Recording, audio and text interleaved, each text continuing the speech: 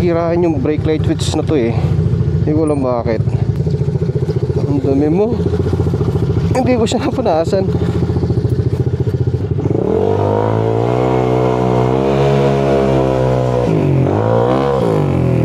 Parang di kailangan ni pare-piper.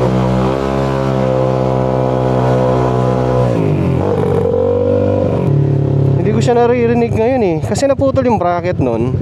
Baka yun yung maingay. So papunta tayo yung JM Muffler Shop dito sa May Sindalan. Ang dami palang nagpapare-piper din dun. Pero feeling ko hindi siya kailangan. Grabe siyang umRPM dahil ang tigas ng clutch spring niya. Yung clutch spring nito 2,000 na eh.